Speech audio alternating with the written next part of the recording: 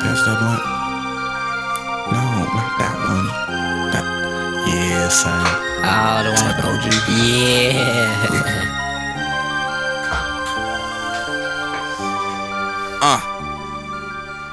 Lean back and chillax when I gets to LA. Primo is the nerd with his steez intact. The ladies driving crazy, need the seatbelt strap. Bro, daps and blunt raps. I feel like I can't really start the show with that because that's not fair. Because this is like the first impression of the podcast, right? Word. Okay, so I'll just play your most popular song on Spotify. For those of you who don't know, this is Nicklaus Gray. I'm Jake Asai. You are watching For the Record. And I'm very excited for this episode. Very excited. On and on till the morning dawn. Tell me, how do you feel today? I'm always wrong. There ain't no resolve. I bet it's my fault. Sorry, I'm not sorry. You feel away, I make you feel away. This make you feel away. This is a totally different impression. No, I did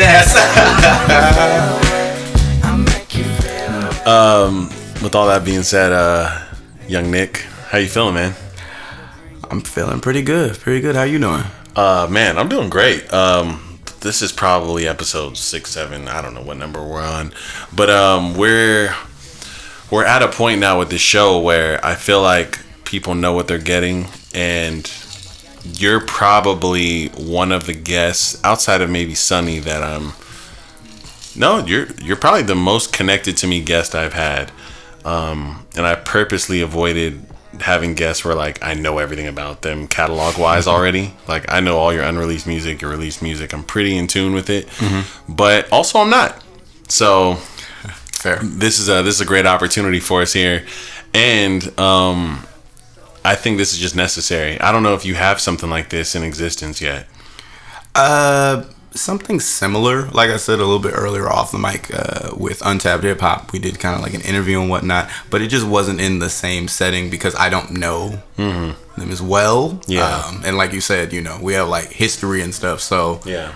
A lot of the pretense here is going to be like the things that you don't know, which is, it's a lot, but it's not that much, probably. Yeah, and it's almost like I know I don't know it. So I don't know what that means, but with all that being said, we're gonna start with the general stuff, and then we'll get a little more detailed after. But obviously, first and foremost, for people who don't know, you're extremely well versed. You wear several hats, and this is almost a pattern that I'm carrying over from the Curtis King episode, which is that I think he mentioned your name multiple times on his episode, but I'm going to list the things I know you do. Okay. You draw. Yes. Which you also graphic design. 2 different things. Completely. Please do not commission me to graphic design. I don't actually like to do it. But you can. Yes, I can. Very well. You can video edit.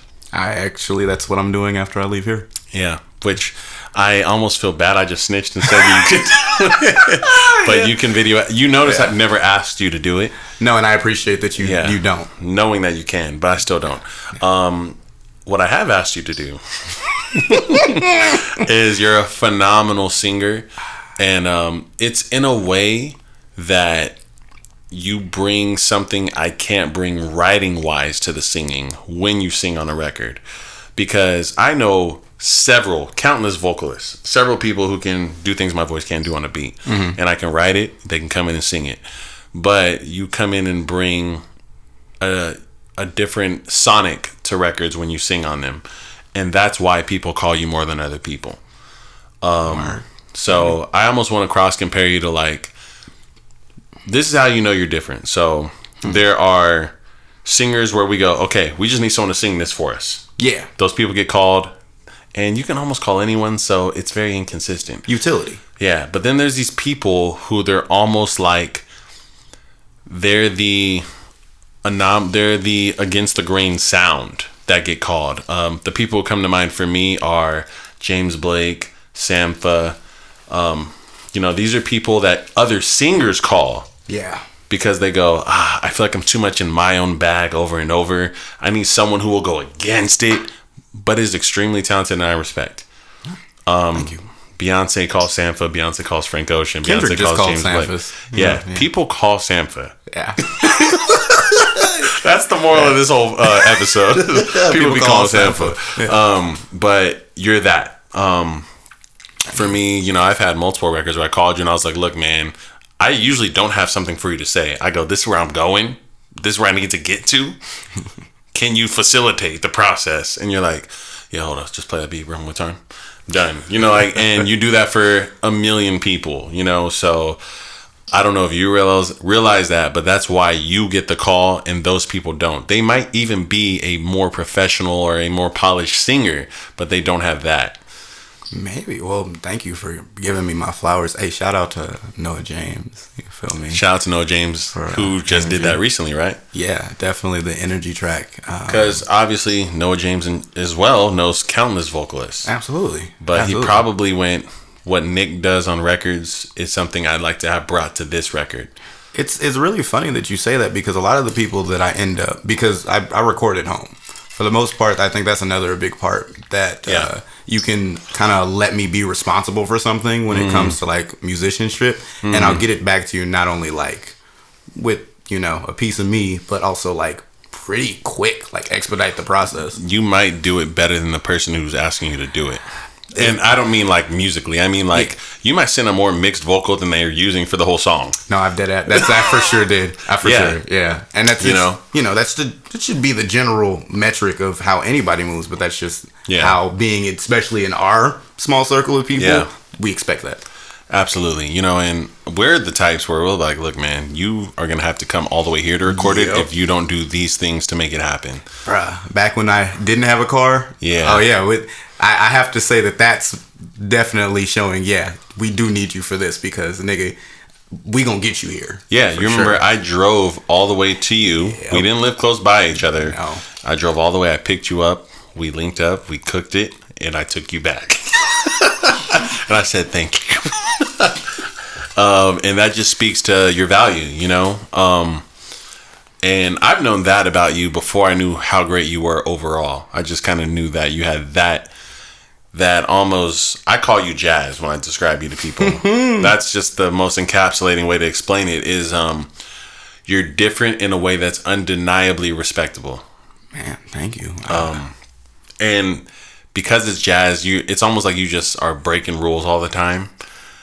And people go, but he's breaking rules as if he knows the rules. And that's what jazz is. That's absolutely what it is. Yeah, and you do it with your music almost always. A funny thing about that, because, you know, musicianship in jazz is literally like, okay, I know how to like create a 9/16 bar. So I'm going to figure out how to do like, you know, B flat minor, but let's have like a major 7th chord somewhere, and then just some real unorthodox shit. I'm only classically trained just enough to get away with that shit because I was in chamber singers with Van Jess. Back in Etiwana High School. Really? Yeah, Jessica and Ivana Nokike. Shout them out. Shout out Van Jess. We were in chamber singers together, and as soon as I graduated, I was still producing, but like I was slowly forgetting the like tenets of music theory. So I would just kind of like have to make up things that I thought worked, and that's probably a big part of why everything sounds like it makes sense, but it probably shouldn't. I mean, just a little bit of information in the right hands can go a long way. So, absolutely. You know, and for you, I think that this is similar to Leo, which is you put a lot of time in on one thing, and you're very good at digesting the logic and science of that and finding it in other things. Yeah. You know, you're going, okay, obviously this is how the composition works of that. This is how these things have to be layered. This is how there's a formula for that. And I know part of that formula works for this thing over here. Agreed. I've stolen just simple concepts of like graphic design and art from just watching your works. I go, oh, like, 'cause to someone who doesn't draw, it looks like people who draw just start going crazy. They just start going crazy, and when they're done, it's perfect. Yeah. But I've watched you so many times draw things. I recognize that you're not just a great sketcher. Like, you know the science of drawing. Like, you know how to look at someone else's art, and you can tell me scientifically why I should respect it. Like, oh no, when he does art, he's able to do these things that not everyone does disciplinary wise. And also, he came up with these ideas, the art part, that people don't come up with. Yeah. You know? I mean, and a big part of that is just like I said earlier, I'm just surrounded by a bunch of people that do things way better than I do. And so that caused me to look critically at my own work most of the time. Like, you've been in studio sessions with Leo, and let's just say, for example, something that you do is mix. You've seen Leo do something in a mix. You're like, that doesn't work that way. And then it'll just work, and you're like, what the fuck? Oh, trust me, because I put a lot of time into Pro Tools to get to where I'm at now. You know, I can mix a whole album and people go, the album's well mixed. People can say that. Leo got Pro Tools and I told him, hey bro, be patient with yourself. If you have any questions, call me. In the first month, he called me. He called me. Yeah. Hey bro, I need to get this done. What do I press? What do I do to do it? Bro, don't even trip. I got you, man. Bro, 2 months later, he came to my place and was like, bro, why aren't you using the hotkeys for that? You do realize you could... Where's your chain at? Who are you talking to? You know, he was putting me on because he's just such a savant with, like, DAWs and audio in general, you know? And that pushed me to become a better engineer. Because there was definitely a good stretch of time where no one was pushing me with the mixing. Like, I felt like it was pretty much just like, just doing my thing, you know? Yeah. I mean, I was going to mention earlier because I Love CA, you know, that wasn't mixed by me. That was mixed by H or Harrison. The very first song I played, right? Yeah, the first song. And listening back, it's like, oh, okay, I can hear him being young with mixing. Yeah. And then you played Feel Away, which I mixed that whole album, and I'm like, low-key, my vocals are sitting better with what I know. Oh, for sure. And comparatively at the time, I thought that Harrison was like the pinnacle of mix because he had graduated from LA School of Music. Yeah. And I was like, yo, the recording arts school has taught you things that I do not understand. And I just essentially like hit my head for a couple of years trying to figure out mixing. And then just being around Leo for like a year was like, oh, damn, I'm just a dumbass. This nigga has expedited and like streamlined the process in a big way. So. Yeah, man. And I mean, this travels into anything you do, but being around people who can kick your ass in something competitively or in any form of that, being around superior people will make you ascend. It's just, Agreed. Just how it goes. You know, it's undeniable. And that's part of the reason why OE, our group of friends, the cipher that we keep ourselves in, it's the reason why if you listen to our music, all of our verses when we first got together, and you listen to all the verses from what we're doing now, all of us, you go, oh wow, what were they doing? Nobody was practicing per se, but we were pushing each other, you know. For sure. Just, you know, being within each other's vicinity, not even that close to each other, because we're not sitting next to each other consistently writing verses. Definitely. And I mean, it's not like I'm always in the studio with you and or with Cam or anybody else, but I think the idealism of being in a group of people that are of a higher level is that no matter what you're doing, you're somehow pushing yourself to be better because you don't want to be the person that shows up to the studio session that's not on his shit because in this group, you gonna get called out. Absolutely. In a very, very like distinct way. Like, damn, that hook's kind of ass. Let's bring Kid in. 1000%. Like dead ass. Yeah, 1000%. And that's why it was so interesting to me. So for people who don't know, me and Nick here, we're from the same collective. We're from Over Everything OE, whatever you want to call it.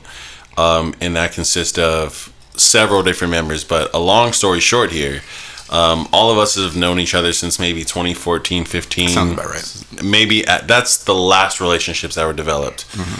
Since then, we've all been consistently working on our craft, putting out music, projects, all that good stuff, but kind of as individuals. Just about a month ago, we all met up at a camp where we spent 7 straight days making music together as a collective specifically, which we've never done before. Now, this was very interesting for me mentally because I make music alone exclusively. Yeah. Also I don't think even Cam, who I have an album with, told me he's maybe seen me write a verse less than how many fingers are on his hand. Really? Maybe, yeah. Oh, shit. I think in the night we wrote together because it was like a drill where we had to write the song in 5 minutes or something like that. And so I wrote in the night in 5 minutes. But I don't like to write fast. I don't like to do anything fast artistically. I'm very much like when the sun hits my face right and the wind's blowing and it's the right temperature, then the verse comes. The camp was nothing like that. No, it was like drink tequila and start writing. Shut up, stupid. Get to work. Yeah. So it was really exciting for me, for everyone to see that I can really do this. Like, word, from my angle, because I don't know what people were thinking before we got there, but I knew in the back of my head, I can do this. Like, I can flex those muscles. I don't do it often, but they're developed. I honestly don't think that there was ever going to be a worry about you doing that. Yeah. It was just you've never been in the position to just do that. Because, like you said, you're usually recording alone. And it's funny because I was worried about CJ finishing verses, because CJ also has the, it's got to be 10 o'clock on April 3rd on a Tuesday with my shirt inside out type of vibe when it comes to writing. And he was absolutely being spot able to keep up with the pace like it was nothing. Yeah. It was almost like we've all been working out in the gym, but no one actually went out and tried to pick up the tire in the parking lot. And we're like, oh, wow, I've been lifting. Like, we surprised ourselves. So for sure, it was a really good experience to see. You're probably the only person where you're that person already. You are consistently working on your craft in unusual places and positions, in different studios, in different environments, on different people's music. You do those things more than anyone else in the group. So for you, to me, when you came to the camp, I went, he's just doing it with better artists or producers. This should be easier. I mean, a fun thing about doing all these creative things is that there's definitely times where I just suck at doing one of them. Yeah. And so I have to force myself to just go do something else. And for the past 6 months, I want to say, I have not been able to write music. Yeah. I just have not. Like, there's just been nothing in there. And that's what I want to get to next, because me and you are similar but different. So obviously we both wear multiple hats. You wear more hats. I'm African American haberdashers, And my main issue is I feel like every time I'm really focused on this over here, I'm neglecting that over here. How do you decide what you're focused in on? So, for example, you can't be doing a bunch of commissions and art for people and making an album and recording people and engineering them and actually going to work or whatever you do with all your time. You can't do everything at once. It's not possible. How do you decide what's going to get the most time? So, funnily enough, as you know, I'm in the Smash Bros community. On top of you being a commentator. Yeah. Professional. And honestly, the only reason that I did that is because usually when I get home after work, I would sit down, try to produce something, and then try to write a hook or start a concept for that thing, and then list them all down and try to make an album concept out of everything. So for 2 months straight, I would come home from work, because I would work in the Los Angeles area and whatnot. And a commute is draining. Yeah. It's draining as hell. So if I'm on the road for 2.5, 3 hours, I get home, the last thing I want to do is sit down and try to write a verse about how I'm popping. Bitch, if I was popping, I wouldn't have to do this fucking commute. Okay? The energies are gone. On God. It's just, it's completely tapped. Yeah. And I remember just one night I came home and I was like, you need to force yourself to do something. And I was about to hop on FL, but I was like, oh, let me just check Twitch real quick. FL Studio is in a production software to make beats. Yes, just for our regular listeners. No, that's important. Shout out Curtis King, he's nasty in FL too. And I hop on Twitch because I was just like, man, I just want to see if there's a tournament going on generally. And they had the Backyard Smash, and it was at the Game Lab in Riverside. And I have only been there once. I was there when it opened up, and I was sitting there watching it for a little bit, and they only had maybe 30 viewers and whatnot, but it looked fire. Yeah. You've been to the Riverside Game Lab. For sure. We shot 2909 there. Super duper fire venue. Yeah. And I'm sitting in my car, and I was like, you know what? Because I was going to go upstairs, hop on FL. I was like, you know what? Let me just go to a tournament. I'm fully expecting to get my ass whooped, which I did. I went 0-2 that night, which means I lost in winner's bracket and I lost in loser's bracket. That's okay. However, the TO, or the tournament organizer, Gio, he was up front and he's got this mixer board in front of him, microphone. And I was like, hey, yo, do I have to do anything to do commentary? And he was like, do you think that you can commentate? And I was like, fuck yeah, I can. He was like, all right, we'll go. Yeah, you can just do some of these early winners rounds and shit and see how long you last. And like by the end of the night, you feel me? Like we had gone up to maybe like 40, 41 viewers and stuff. And it was like, who's this random black dude on the mic talking shit about Smash? Like I didn't know. Commentators are a game changer. Oh God, they make a whatever you're watching that much more interesting because you don't always know what you're supposed to be looking at. Right.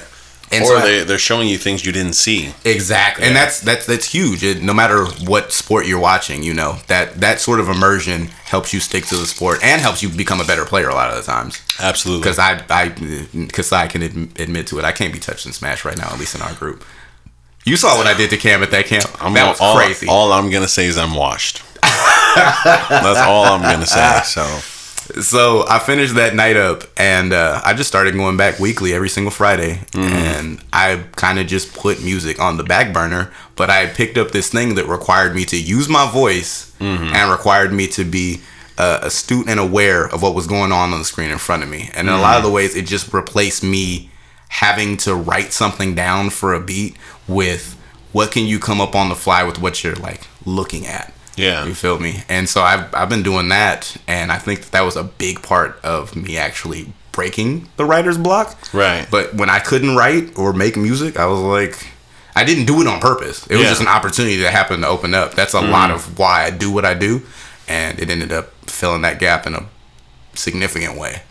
So now you're doing that. I've always thought that with art in general, art is just putting your feelings into a different platform, right? Or a different medium. That's what art is, essentially.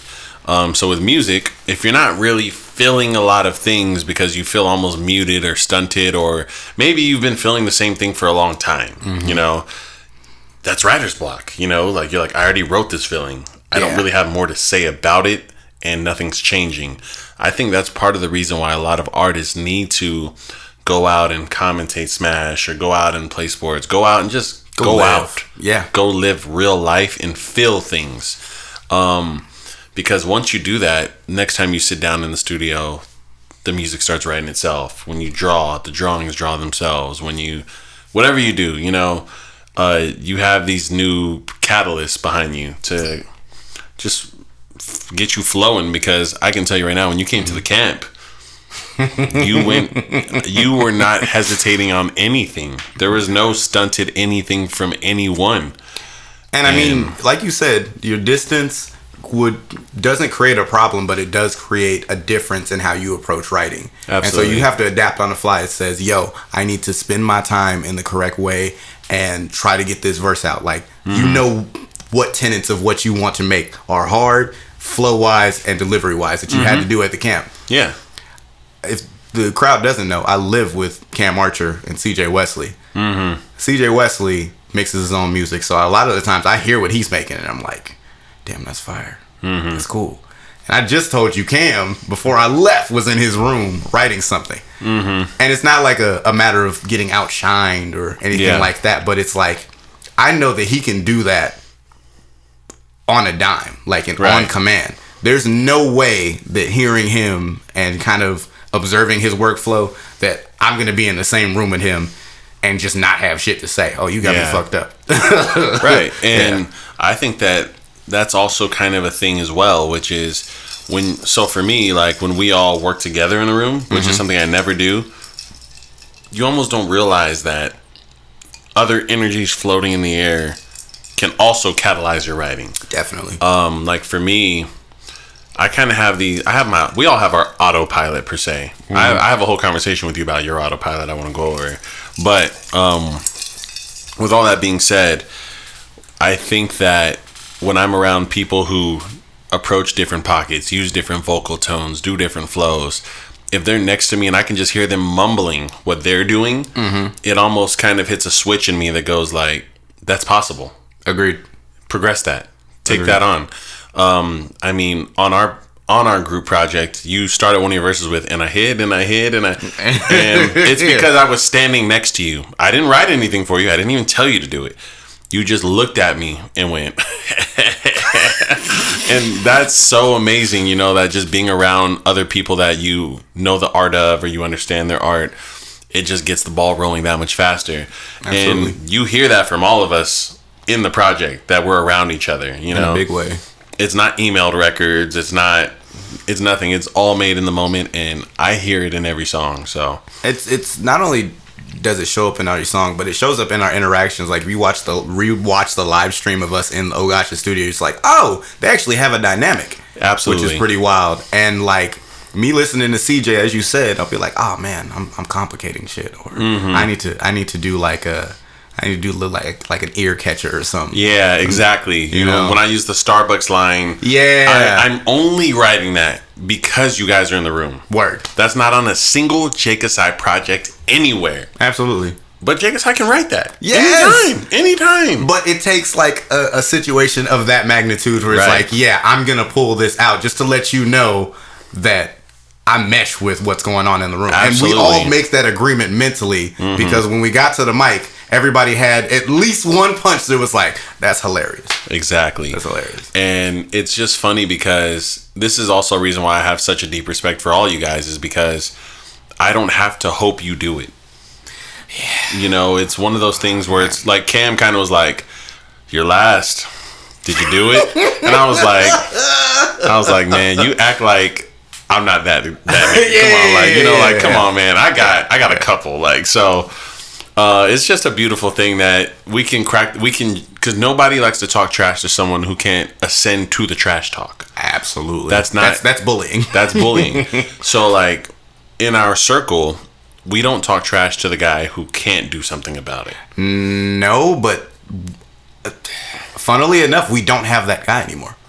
Yeah. Like, we don't have anybody in our group that is not able to put themselves on the upper echelon to match the energy of whatever has already been laid. Exactly. And I love that. So I do that in everything I do. So like when I play sports, if I know there's another gear within you, I am going to antagonize you until you cry or you rise up. And obviously no one's going to cry about it. They're going to rise up because that's what competitiveness does. But definitely.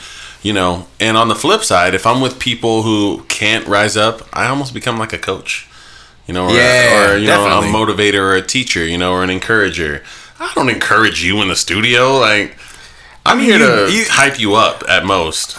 Fair. Actually, that makes more sense. Yeah. Yeah. And it's interesting that we're even able to do that because a lot of the times I don't feel like any sort of input is necessary. It's just the energy of a room that'll make it happen. That's all it takes. And that's nuts because I sometimes feel like, oh man, maybe I didn't go as hard. And it's kind of like when you texted me, because I didn't look at the text because I have like work do not disturb mode on.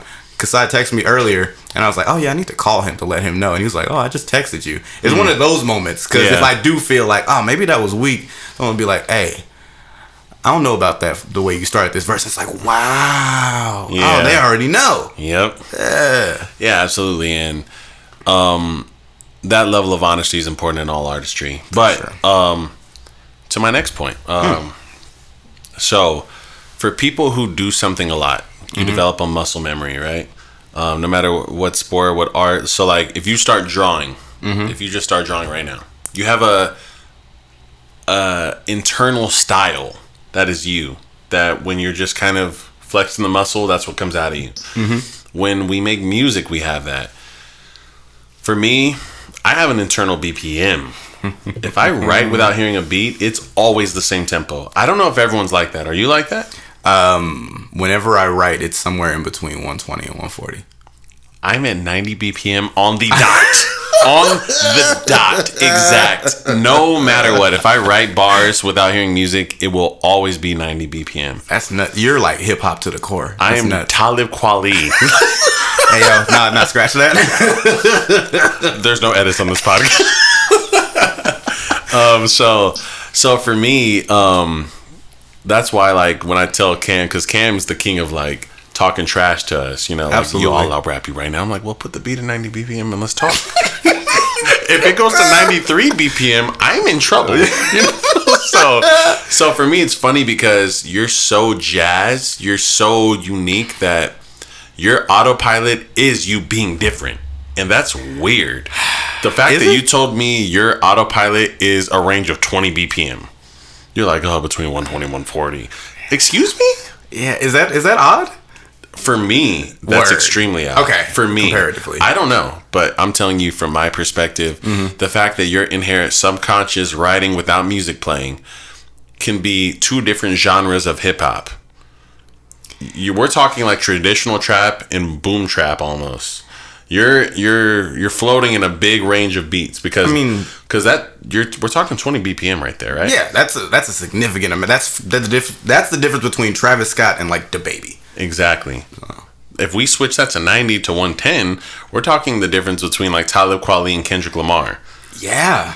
You know what's wild? Like, so if that's like my autopilot, that's only like partially my autopilot because I came up on more traditional hip hop. Absolutely. So like comfortability wise, that's why when you said Talib Kweli, I was like, yeah, I was raised on that. And, look, my foundation of music is super backpack. Word. Like, and you can hear it in my music for sure. Definitely. I mean, as you said, like if your autopilot is definitely on 90 BPM, like you were listening to the blast. You know what I mean? Like that just came with whatever you were doing. But funnily enough, the reason I think a lot of my stuff seems so unorthodox is because I be trying to I confuse myself and I'll try to apply BPMs to places that they're not supposed to be.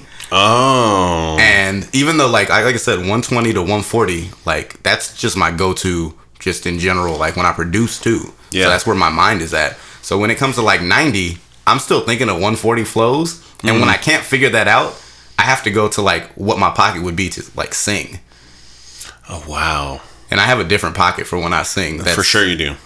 Where I'm just more comfortable. And that one low key is probably like for like. And that's where my next question is. So this is me as an analyst of your music, right? I think that you have an ability to use pretty much any flow in hip hop.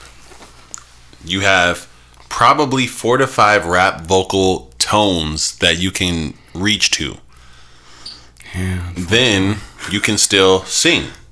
Yeah. And singing comes with different tones, flows, cadences as well. When you have this many things in your muscle memory and you have to write a 4-minute song, it can be very easy for things to get scattered and crazy. Do you ever go into a record with that in the back of your mind that like I need to delete things and omit so that this can be more concise? So what happens? So funnily enough, we were just at Sonny Babel's release party. Shout out Tower of Babylon, fantastic project. Right. He put his foot in it. As he was on stage, one of the best compliments I can give to another artist is like, you inspired me to go home and go make some stuff. Yeah. And I think one of the issues that I do my best with having all of these sort of things that I enjoy doing on just naturally is that I'll overwhelm myself. And a lot of music that doesn't come out that's mine is because I don't know which pockets are the best ones to use. So I have to use all of them and then sort through them. That specific thing you just said is a God-given gift to some artists. Is they know the 2 pockets to put on this beat. Just they picked the 2. There was 20 available. They picked the 2 and had no doubt in their mind. Yeah. I'm not that nigga. Look, I hear a beat and I only have 3 or 4. And I'm still like, yeah, I don't like this beat because I'm not sure which to pick. I like beats where I get, this is the one. This is the pocket.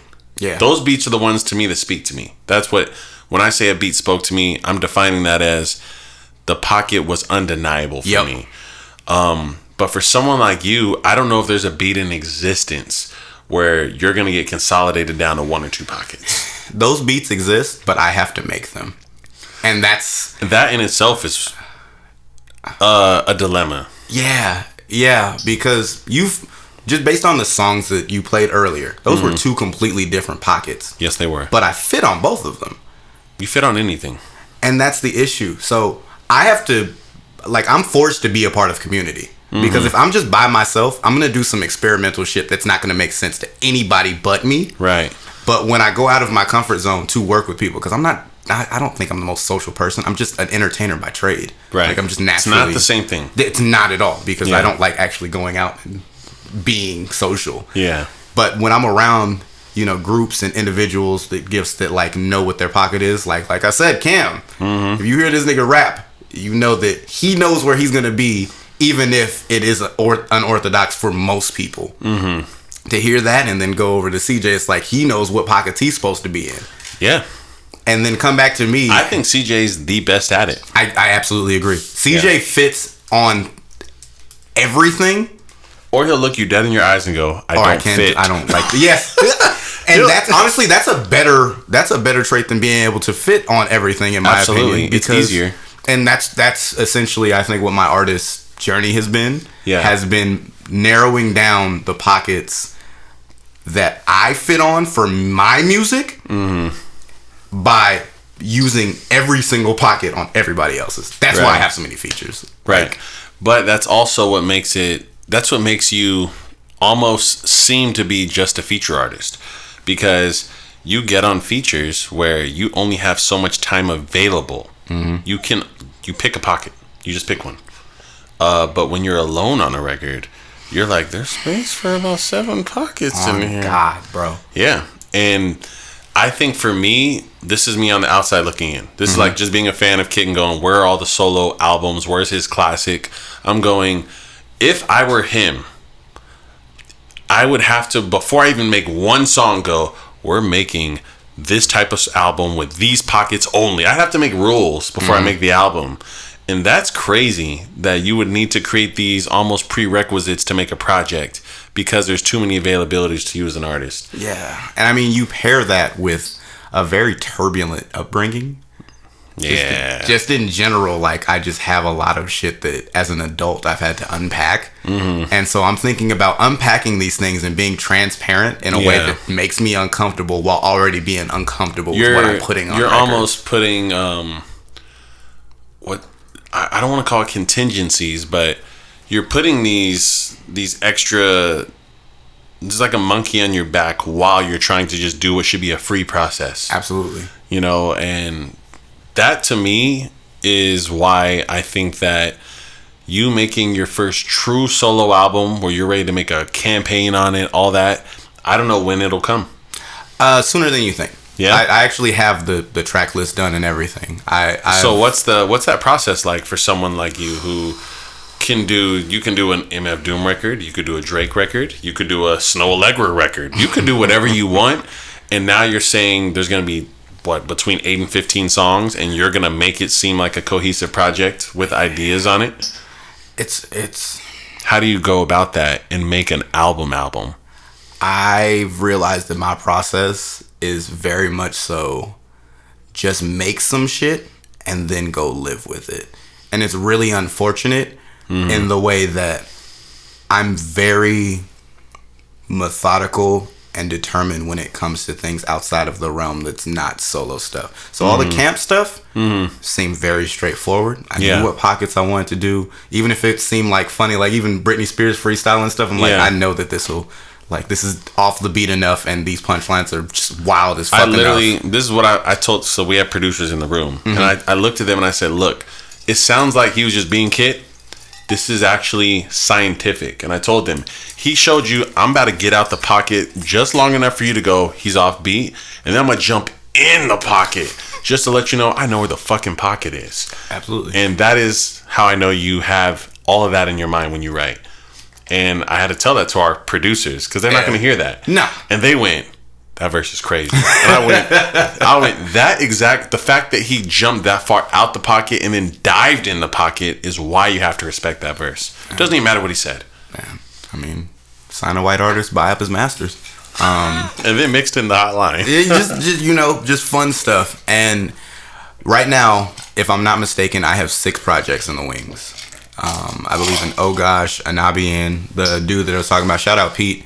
Pete Produce out in Chicago, holding it down. The Cam Project, and There's one more in the wings. I think it's an EP. It might actually just be Drip Skylark, which is with CJ, and then my solo project. Yeah, those all have to be low key done before I release my project, because I need the experience of going through, finalizing a track, and making a hard deadline and decision on music, so I can apply that same process to my own music. Absolutely.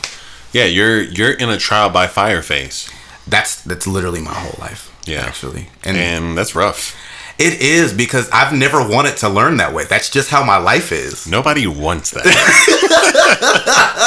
Yeah, but I mean, it's a gift and a curse. I mean, it's Absolutely. A double-edged sword. You know, like, people would kill to have the abilities you have to say, "Oh, there's 20 pockets on this beat for me."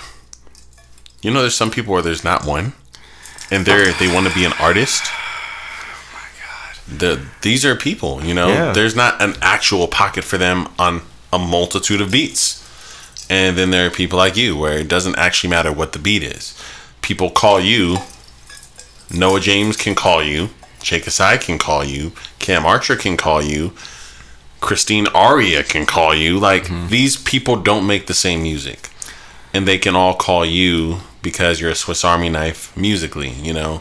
And on the flip side, a lot of people don't call me because their records are not 90 BPM with an open production. You know what? And that's fair. I think that's also extremely commendable, because in a general sense, like, my brand has changed so often, and my brand as a person has changed. Like, it's went from Kit to being Nicklaus Gray, and these are two completely different entities. If you're Absolutely. like you never saw me in a suit as Kit. No, I didn't. This is a different person entirely. Yeah. And so to have the wherewithal to say, yo, this is me, this is what I do, this is what I'm good at, that's how you build a foundation where you can start to try different things, like a Kendrick or something. Yeah. But Kendrick knew what he was good at, and then broke the mold just enough to explore, and then broke it again to say, yo, this is how far or how comfortable I feel going far outside of my own pocket. But I think that's the biggest part of my own growth as an artist, is figuring out what I'm known for in a general sense, working with all these people, and why I'm known for that thing, and making sure that that's what I do. Because the album that, you know, I'm talking about, it's a pretty cohesive sound. One, just because I produced everything, but it's actually around those same BPMs that I talked about. Right. Like, it doesn't stray too much from it. And that's huge for me, because I never usually can make that sort of a decision. Yeah, that's huge. That's going to help a lot. Yeah. Why are you even making music? What was your moment in life where you went, when you vocalized out loud, I'm a recording artist? That might have been last year, for sure. I mean, I'm dead ass serious. Right, I'm dead ass serious. All right, stop. I don't care if you're serious or not. Don't tell me you joined a conglomerate uncertain if you were a recording artist. Absolutely, I did. I do most things uncertain of myself. Okay, well, so let's rewind a bit. Okay. You have a music video where you don't have dreadlocks. You have a flat top. What music video is that? It's very old. I didn't know you at the time, but you have and you're Nick the Entertainer. Oh, wow. Are you talking about a Young and Flashy? Yes. Oh my God. Okay, so yikes. How did you allow a cameraman to record you making a song? Like, what I'm asking you is, what gave you the audacity? If you want me to word it a little differently, that's fair. What gave you the audacity to say, I need to have someone film me? Oh my God. Performing a song. What was the turning point for you? So it could be stupid, or it might be a moment of clarity. I don't know. No, so I'll give you some of the backstory. Young and Flashy was part of a duo called Stereophonics, and it was my cousin Orion. It's just Orion. Shout out my cousin. And I remember the night he came over. He came over to my house when I was in my senior year of high school, and he came with his Mac, and he was letting me know that he was producing in GarageBand. And so he actually showed me he could play some of the good keys. Old GarageBand. Oh, it's legendary. It's in all of our origin stories. Oh God, it is, because it's so accessible. Shout out Apple for making such an accessible software. Did they pioneer the future of hip hop? I mean, if we're talking like legitimately low key, because even for some reason everybody knows somebody with an Apple that they were able to play with. Everyone knew someone. Yes, and once you're able to play with an Apple, you understand why Mac is Mac. Yeah. And then you go back to Windows, it's like, this is way more difficult. So let me test your origin story. Do you have an Audacity face? No. Okay. Not really, no. Okay, so you're not an idiot. All right, good for you. Go ahead. You know what's funny? Whenever I did have to export MP3s, I brought them into Audacity to normalize them. Okay. I'm a sick nigga. My first few records are Audacity records. Oh, you're crazy. And the irony that you had the audacity to put out a full-fledged record using Audacity is insane. I did, as an aside, I did record a track in Audacity when I couldn't get FL cracked on my Windows computer. That's desperation. That's different. You knew you were desperate. I was not desperate. I was like, we have the tools. We have the technology. No, the fuck you don't. I was like, yo, come to the studio. Yeah, yo, that's sick. It was disgusting. That's some sick shit. But continue your story. Tell me. So my cousin comes by. He plays some keys, and he's like, yeah, I'm on this program called GarageBand. And my mom at the time was working at Mount Sac. She was about to leave, but she had a Mac that they gave to her. It was either Mount Sac or she was at Cal Poly. But she had a Mac, and it was a laptop, and it had GarageBand on it. This sounds like an origin story. And I remember going in, and if you know, there is a kit called the Hip Hop Kit. And if you use the typing keyboard and you go down an octave, it's all 808s. Like, it's all 808s. And it's like the 808s that they use in jerk music. Like, they're all assigned to a note, but they smack for no apparent reason. Yep. And, I made a beat. And it was the beginning of the school year because we were doing ASB, and, like, you could vote for people to be treasurer, this and that. And I don't know what it was about my senior year, but I wanted to just be, like, popular. I wanted to be out there. I don't know what it was, but I just felt like enough people knew me that I'm going to run for treasurer. So I made a song for it. And it was called Go Vote. So you had the... yo, hold on.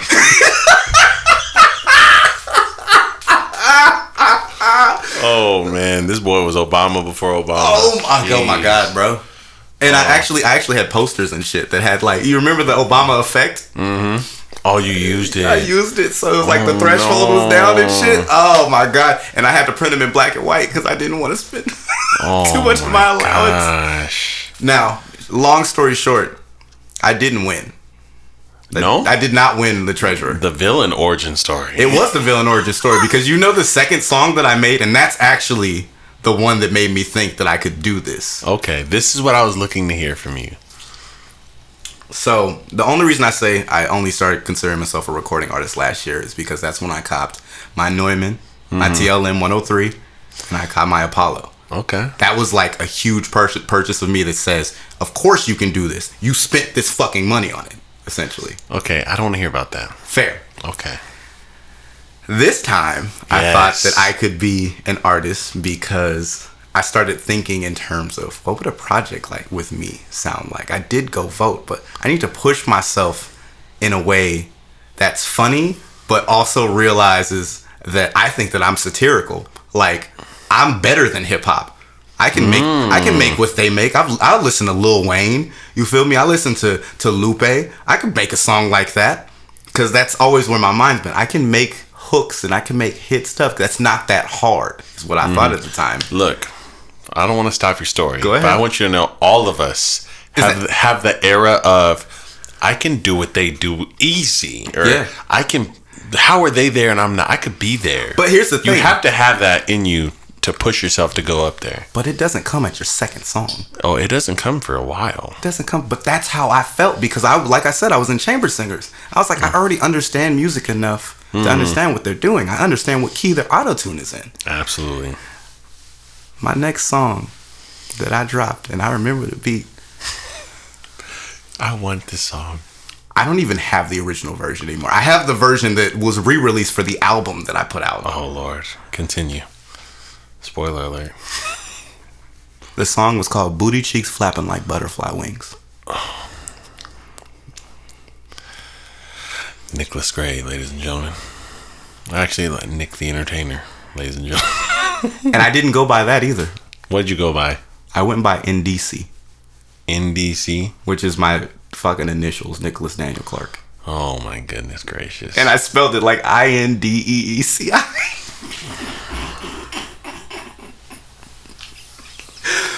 Oh. Yeah, you had a long journey ahead of you. I thought my story was nasty, but yours is equal. Yours might be nastier. Nah, but the funniest part about that, it was a fucking hit at Etowanda. Really? I'm dead ass serious. Do you know how many people came up to me like, booty, booty, booty is flapping. It is dropping, flapping. I said, this was a lyric. All up in my face, it sprayed me with booty mace. I'm not. There's no cap. Yeah, that is what for the record. This is Nicklaus Gray.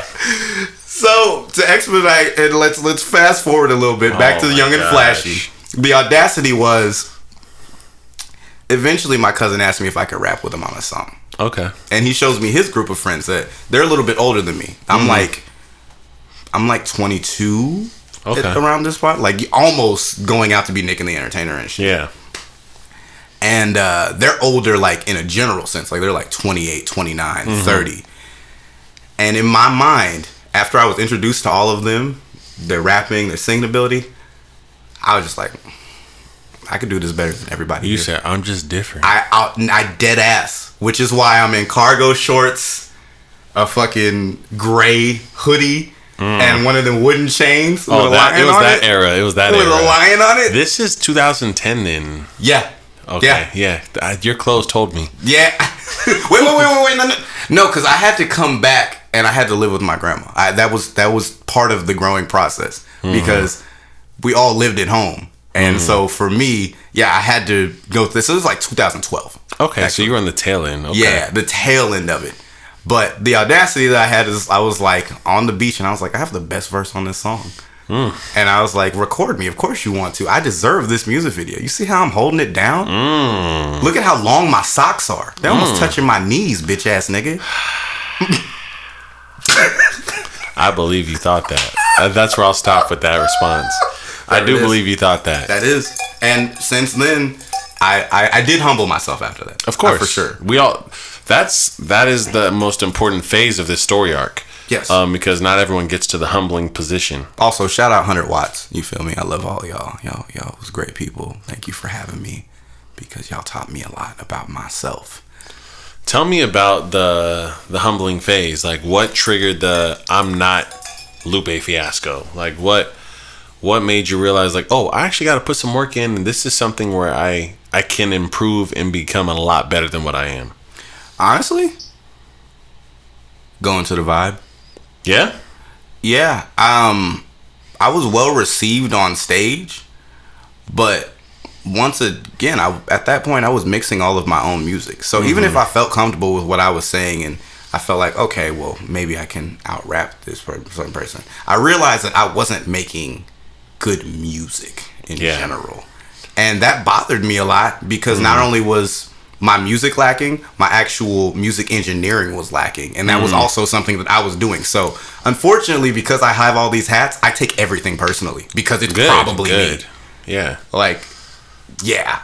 So I would go to the Vibe and do open mics. And for a while, I would just do open mics because Noah wasn't trying to book me. He's like, yeah, you have like one song on SoundCloud. Yeah. Good for you. And then I'd see like Cam go up or you feel me, Cam Gnarly or Gusto, and they're like performing, and I'm like, they have a whole team, foundation, a catalog, people know them, and I was humbled by the fact that I just didn't know anybody. And as cool as it is to always be by yourself, and how no matter how uncomfortable I am sometimes with myself, you have to be willing to bridge that gap and work with other people so you can understand more about yourself. Right, absolutely. That moment is when we saw you. Yes, it was. And we went, oh, this nigga's just missing a few things, and we happen to have them. And Me and Cam specifically, I remember Cam saw you first and he told me about you. And I was like, I'm a skeptic. So of course. I obviously was like, he probably is trash. Let me go see for myself. And I saw you and I went, oh, he's actually a better performer than all of us. And I was like, give me his CD. And I went, oh, he needs support. And I went, okay, let's, you know, I'm a big fan of like, you know, you fill this void, I fill that void type of thing, you know, like let's work together. And, you know, the rest is history, obviously. Yeah.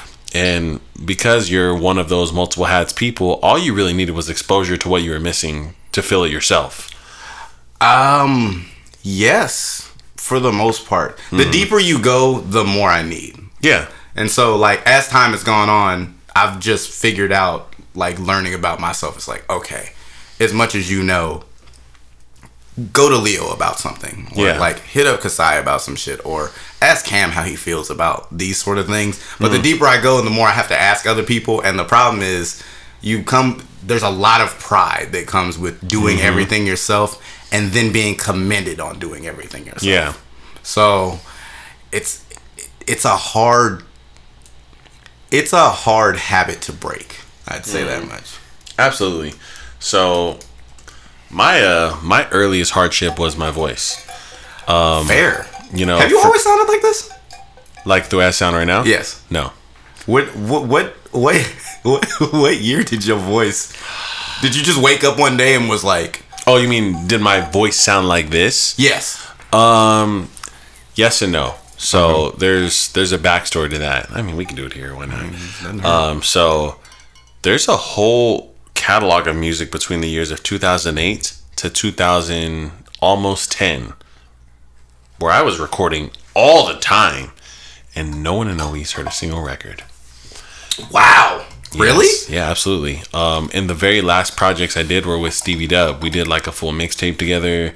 We went Dying crazy. Breed? No, that's before that. So our first group was called Important People. That was the name of the group. We're not going to talk about that. What we're going to talk about though is, obviously you're familiar with Stevie Dub's rap voice. He has a naturally penetrating, naturally raspy. He's got the crispness. Like, he's got all those things naturally. Yes. Every single song we made were together. So it'd be him doing his thing, and then I come in. Yeah, you know, when sometimes, you know, you got to pull up on them, you know. And people were listening to us. We had fans. You know how many times people told me about myself? Like, they'd be like, yo, that shit was boring. Nah. Yo, you sound like you're reading. Yo, you sound sleepy, or, you know, whatever, you know. And all of it was to say that I had very little charisma on a record. I had a deep voice. I had a pillowy voice, and we're recording raw with a cheap mic into GarageBand with that voice. Yeah, you have to figure out how to get some dynamicism just because you don't have the tools to not. Even our tools were flattening my vocal. So I already sound bad as a vocal performer. Now the tools are dehancing what I'm doing. Sheesh. And it hit me like a brick wall, because I'm a very observant of myself person. I stepped outside myself and went, it's one thing for me to do solo records and sound like shit. It's another thing for someone's voice to have a presence on every song next to me for a whole mixtape. Yeah. And then we go to live shows and you can't hear me over the beat. And I can't blame the sound system, because the other guy on stage sounds perfect. Yeah. You know, and so this steep learning curve hit me where I'm literally like begging for help. Like I went to Guitar Center, and I was like, what can I do? What do I need to buy? And they're like, for what? And I'm like, to sound like Drake. Literally, bro. Like, I didn't know how to articulate what I was missing. That's actually not a bad metric to start. It's not. By. Well, so here's what happened. I would listen to, at this time, Thank Me Later came out, right? Or at least the singles did. Okay. And I know way too many people here right now. I heard that and I went, I can do that. That part, I can do it. I tried to record it. I didn't do it. And I went, it's the hardware. It can't be it can't be me.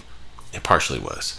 But I started to realize I have to become an engineer out of necessity, because everyone around me doesn't feel like they need one And so for me to get to the next phase musically, I need to start doing some of the engineer work and mechanic work behind the scenes to catch up. Because I'll never sound like everyone around me if I don't.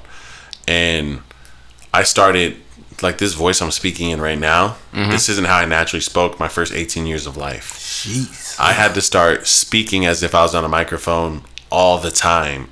Like I use my radio voice always. No matter what. If you ever if you ever around me when I play sports, listen to my voice when I'm playing sports, because I break out of character. And you'll hear a pillowy, softer voice. I'm still a deep voice. I'm still me. But, it's not crisp. It's not a performance. It's not penetrating. I'm like this, like ha ha ha. Like, I'm out of character. Word. And I like literally spent 3 or 4 years just all of my music between 2013 and 2016, I used one voice. And it was, I know way too many people. Like, I just used one voice. And I was like, look, I don't know what else I can do, but I know that people accept this. They don't love it, but they don't complain about it. I made every single song in that voice. Damn. Then 2017 came. And I went, okay, that voice we have that. Everyone knows me for that. Yeah. P. Sampras. Oh my Savage. gosh. All those records start getting made where I'm like, okay, we have that down. Let's see what we can actually do with our vocal range, and experiment. And I started listening to records and just trying to imitate them and just flip them, start rapping in other people's voices, stuff like that. And it's taken me almost a decade to get to where I am now, where I can go in the studio and I have no doubts in my mind anymore. But it took almost 10 years. I mean, we started out at coasting on the right. side of the north. Yeah, honestly, that's low-key the best start to that song that it could have been, to be honest. And I don't know if you remember, but on that song, I told you, I was like, I'm not feeling this process. I'm not happy with where we're going with this. I'm just gonna lay my little verse and y'all figure it out. And I came back and y'all figured it out. That was so many tracks. It's just like somebody has an idea. All right. I just was annoyed because the beat was amazing and I started writing and I was telling a story about my life. And then Cam was like, yo, write about running the city. And I was like, come on, man. I was like, why are we running the city on our out? Like, let's talk about real things. And he was like, that's what I already wrote. I started the hook already.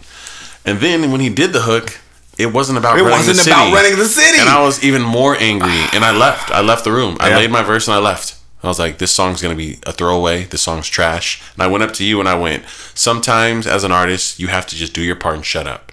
That's what I'm going to do right now. And I was like, you guys are all professional artists and I'm not happy with how things are going. I'm about to just go start the next song. I came back and the professional artist made a professional song. Word. And I was like, wow. Sometimes you do need to just shut up.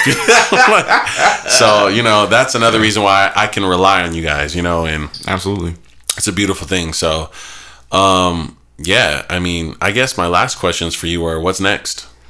What's next? Like, let me not phrase it that way, because we kind of know what's next. You got a million projects coming. You do Smash commentating. Those aren't even... Oh, I will say this. I did get the message back, so I will be commentating Wave Dash, which is a Smash Ultimate and Melee major in Oceanside. So that will be my first in-person major.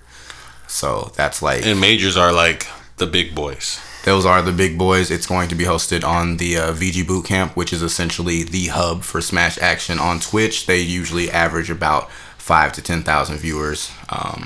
So I've been there before. I was there for a simulcast for a Mexican major, but this will be the first English one I'm doing in person. There's Super Majors is next. Mm-hmm. But amazingly enough, I've hit most of my goals for Smash commentary in a very short period of time. You are steamrolling it, and part of it is the entertainer aspect of you mixed with the microphone charisma of you.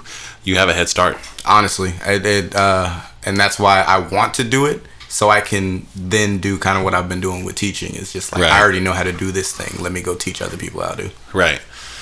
Yeah, that'll be beautiful. So I guess what I want to ask you is, what does people talk about 10-year plans, 5-year plans. Where do all of these crazy paths and routes, because just like with music where you can choose 10 different pockets, you could choose like 20 different careers that you can make a sustainable lifestyle off of. Obviously, you can make a living off doing illustrations, you could pursue production, you could pursue rap, you could pursue singing, you know, or you could go be a teacher. You could do a regular job, you know, day to day. You're one of the few people I know who you did sustain your lifestyle off of just art, and you've also kind of put art on the back burner and sustain your lifestyle off of regular jobs. Shout out Farrell's Ice Cream Parlor, because that's low-key a part of why I'm a good entertainer. But yeah, I totally worked 9 to 5s for like years. Yeah. So where are you going with all this? Like, what's the game plan for when you're 35, 40, 45, all these ages? So I've been sync licensing for a while. It's just kind of on the outskirts of even giving beats, or I'm giving hooks. So for a regular ear, what is sync licensing? Sync licensing is the music that you're going to hear during scores, when you're watching TV, soundtracks, or movies. Let's say you're watching a Fox show, and you know there's music playing in the background. That's the sort of bag that we try to get to. It doesn't have to be in the forefront. It could be a good song, but it's meant to be a nice background, a little musical pillow to kind of help set the scene and maybe move the narrative forward for whatever, you know, they're looking for. So I like doing sync licensing. The last one that we got was for the HBO Max documentary, the soccer documentary. I can't think of the name, but I'm pretty sure it has a curse word in it. But that was me and Leo, and that was the first time that I've gotten a sync licensing, just me singing and me writing. So I know that it's not impossible. Yeah, absolutely. I do want to be able to have some sort of accreditation outside of me writing for other people. I don't know what that'll be, but the last time I did get one was also with I'll be in for Money Maker Mitch. I think my main goal is to be comfortable enough to finally start working on my animated film. It's going to be a short film. It is going to be scored, animated, prorated, storyboarded, everything by just me. And that's like why I do all of these things, because the more that I know, the less tedious that process is going to be. So here's... I hate to sidetrack you, but I was supposed to be playing your records this entire time. And this happens every single time. So I'm going to do a hard cut here. We're about to just play some. So I'm going to play your record that to me was like undeniably like, if you don't like this, what's wrong with you? It is very, very catchy, I'd like to say. Yeah, look, feeding into my appetite. Pretty girl not acting right. Can't we just cruise it? Don't want to lose it. So since he's on the record right now, I'm gonna give you my spiel on this. For a man like you who has a million pockets, the best people you can collaborate with are people very polished and limited pockets. Not that that's a knock to anyone. No, it's but true. We agree. Yeah, this whole album right here is a man that can do 20 pockets with a man who's got between 1 and 3 on any record. And it helps him elevate and it helps you ground. Dead ass. And that's why this project's phenomenal. I agree.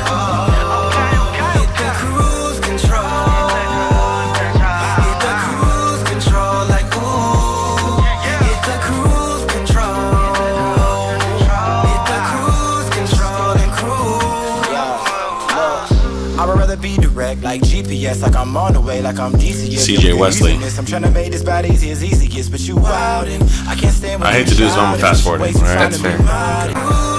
He can do an episode another time. Oh yeah, no, of course.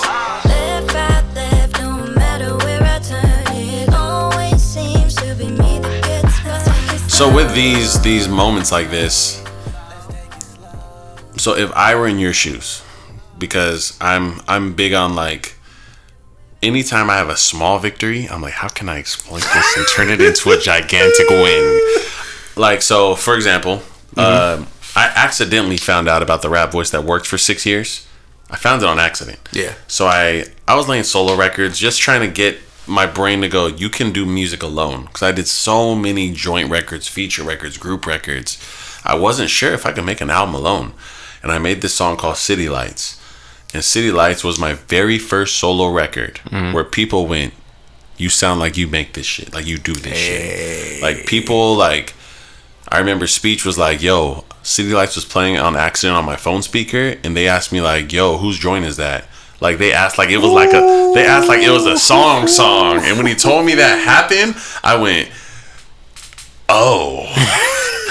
Give me all the beats that sound like city lights, you know. And also shout out to Gems who made that beat. Hey, shout out Gems. Yeah, which is crazy. But I say all this to say, like, so that little moment, that little tiny piece turned me into like, okay, let's expound on that vocal, let's expound on that delivery, and let's make a catalog. I ran with it. If I made Bad Monarch and that duo project became one of my projects where everyone kind of just like screamed like, oh my God, every song goes crazy. You're so palatable. You're so enjoyable. I love what you did there. You're so talented. How can you convert that into a solo album? And for me, it would be maybe I bring in someone who almost exec produces, who almost is basic. Word. To kind of ground your music. Like maybe they have a limited range of vision for the music, and it can, obviously you guys are not going to agree on things, and you're going to be bigger than that. It's undeniable, but it's almost like an anchor on the ship. Word. Would you do that for an album? That's definitely the goal. And a big part of you saying that is like, yo, that makes sense. Why not just make sure you have like a real name James, or hell, a Cam Gnarly, or somebody that has a very good understanding of their own sonics. Yeah. To make sure that yours, as you said, are grounded. And the important part about me doing a solo album is me being transparent enough with myself that I don't mind that being the case. I don't necessarily feel comfortable with everybody listening to my music because of what I talk about. Because it's just, I'm a far cry from the features that I do. Of course. I'm very, very different. And I think it's jolting. And I think it requires me to take a hard look at myself, be okay with what I see, and then be accepting of the fact that other people are going to see me in that light. Right. I don't care about their opinion so much of me seeing, but it actually has to be out for them to form an opinion. Yeah. And once they know and can understand those things about me from a musical standpoint or just a creative or artistic standpoint, that's when I can bring people in. Okay. So you're saying you have to do the trial by fire first. Absolutely. Feel the burn and then go, all right, y'all, there ain't nothing to burn left. Like, come. You remember when Star Stuff in the Dark Room, SSDR came out? Yeah. And it barely came out. Yeah. You know why? Because everything on there was stuff that I didn't want to talk about. Right. And I recorded a lot of that project. Absolutely. Should have ducked. Yeah. It's only on Bandcamp. Those sort of thing, that's me avoiding the hard work. And the hard work is actually allowing everybody inside. Trust me. Me being someone who has a limited vocal range, I have to implement people into some records that I don't need people to be on. I remember I made Feel Important, and I brought you over for the original version. Man. And I was just like, look, King, go ahead, just lay that ending. We ain't gonna talk about this record, just lay the ending. Yeah. You know, and then eventually it kind of like, it came out, everyone knew about it, whatever. And then it was like, all right, well, if y'all know now, so y'all join me. You know, so I was like, so everyone wrote a verse like that, you know, and it was just one of those like sob story records, and we all talked about life and these moments we've gone through, and all of us kind of heard each other's verses and we're like, damn, bro, you good? Yeah, all of us, you know, yeah, absolutely. And that's why I wanted to make. I'm a big fan of breaking. I'm like jazz in a different way. Like I love that posse cuts are. This is the science of a posse cut over there. Okay, let's break those rules. Word. Obviously, we all come together to party on records. Let's all come together and cry. Yeah. That's my thing. Like, I like to... That's low-key you, CJ, and Cam's thing. Y'all actually really like that. Absolutely. My favorite music is that. You know, so for me, I'm making what I listen to. I'm not... It's not even like it's one of those things where... I just want to do that in my music. No, this is what I lift weights to. Word. This is me at my core. You know, it's pretty rare I'm lit, like I'm playing turn up music, even though I love it, but I don't play it really. Agreed. So, yeah, I mean, I guess my last question for you before we get out of here is, if you're looking for someone to listen to kind of help you understand what you can and can't do musically. So for me, I can listen to like a Tyler the Creator, a Joe Budden, these low raspy voices. Is there someone you can listen to for someone who has as much vocal range as you do?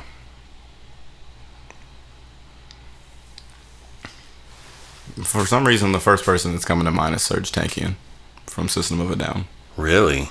I had a feeling you'd have a very interesting answer like that. That's the first person that came to mind. And you know Serj, like, his vocal range is nuts. Absolutely. And I think that there's something to be said about how well all of the music that System of a Down has made has aged. It's undeniable. It's undeniable, and it's still relevant today. And it's, like, kind of gross that it is.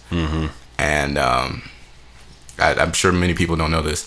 For 2 years straight, like, System of a Down was my most played artist on Spotify. And I think you showed me your statistics one year for a wrap up or something. Yeah, and I was like, sir, like it doesn't even like make as much sense. But that's a person that's figured out that there is a justifiable and understandable scope for almost unlimited talent. And he figured out where his pockets lied and the best ones to do. He continued to push them, but he made sure that he was solid and had a foundation in these pockets, and it made the most sense for him. So I have to say probably Serj. That's actually an incredible answer. So I didn't expect it to be that good of an answer. I thought you were going to say some nonsense. So like I said, he was the first person that came to mind. But yeah, shout out Serj Tankian. He's absolutely insane, and I can only wish that one day my vocal aesthetics and acrobatics can somehow pale against his. Yeah. Okay, man. Well, I'm gonna close this out with one more record, unless you got anything you want to tell me about. Yeah. Just please. I know that it seems like I'm only a feature artist, but I do have music on the way, and most likely you will hear it in this nice summer thing. I'll tell you from a fan perspective right now, just this conversation we had has really just opened my mind to what your future has in store for it, because I was curious, as a person who knows music well and is also a fan of you, is he aware of these things that I'm seeing? The infinite pockets thing with the consolidation, the how many features he has versus how many solos he has, his presence in music versus his solo presence. Your discography is essentially like you could do a medley on stage and it'll make more noise than your artist singles. You know, and all these things for me as a fan are a little frustrating, because I met you through watching you do your songs live and became a fan of you. And then you kind of slowly flowed into this other guy. And I think the weirdest thing about that is, like, when you met me, I was Nick the Entertainer. Yeah. And that's such a drastic jump, because I don't know if you know, but Nicklaus Gray is an amalgamation of like 3 places, because Roberta Gray, that's my grandma's great grandma, and she was the one that taught her unconditional love. She says my name because she's from the South. Like Nicklaus. So that's why I write it like Nicklaus. But my mom also hates the fact that people call me Nick. And there's always been a part of me that's kind of rebelled against the things she's thought, because I don't think that she's always thought that I have the capacity to do some of the things that I do. So Nicklaus Gray is just an amalgamation of all the women that raised me.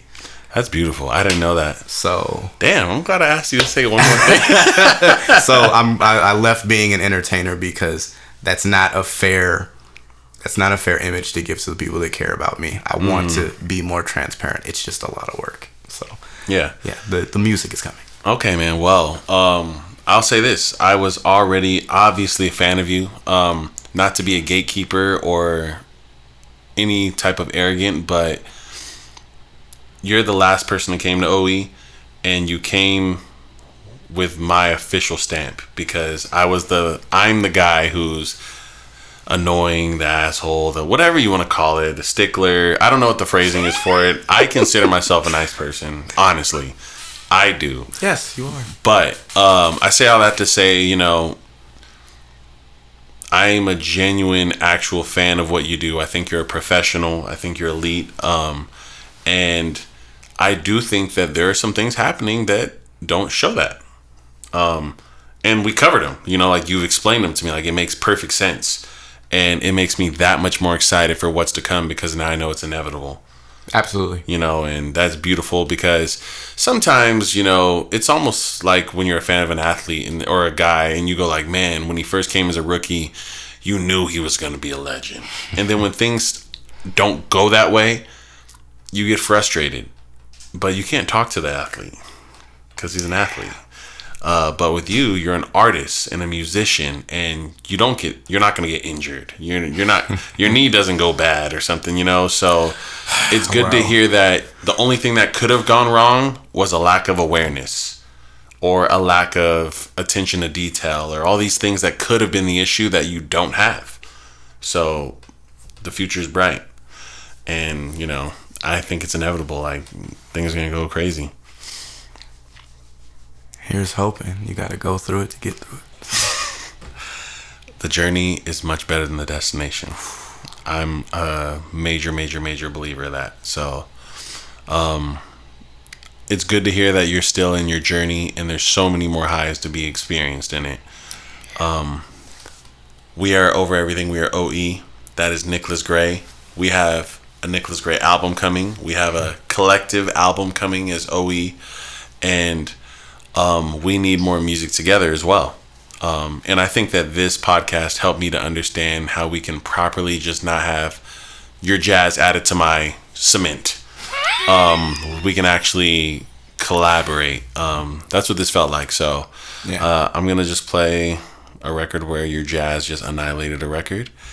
And just so you mentioned this, Real Name James having like that solid, he hated doing this song. Of course, but you're the cement in this record. Yes, and that's crazy to hear. Nuts.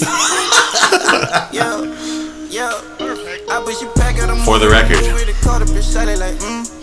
Niggas be creeping cause you ready in my tummy be fully like I give a fuck about a new blue truck on the tarmac go vroom vroom. I might just flip for no reason cause every time we get to moving go zoom zoom. I push it back and I'm moving the movie got caught up inside it like Shout out to Cody. Niggas be creeping cause you better. How does he feel about this record now? Real Name James. I give a fuck about a new did he come around?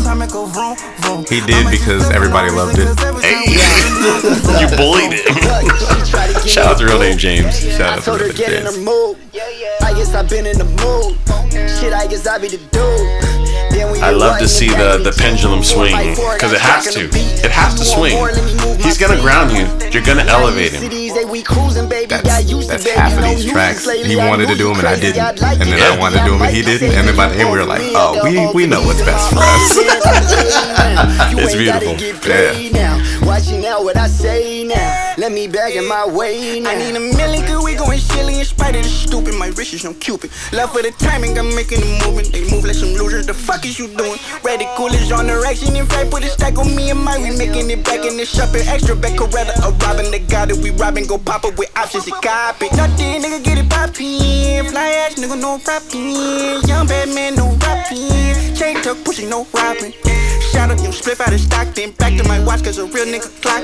Then blow up fast, it's like pop. Then finna bring smoke like pop. Then back of the movie, I appreciate you, man. And I'm glad you made this track too, poetically, like sequencing. This was genius as a track too. Thank you. I don't know if you guys realized why when you did it, but it worked. Hey, I have to give it up to Real Name James. That's his bag. Absolutely, and he nailed it. Yeah, he nailed it. Yeah.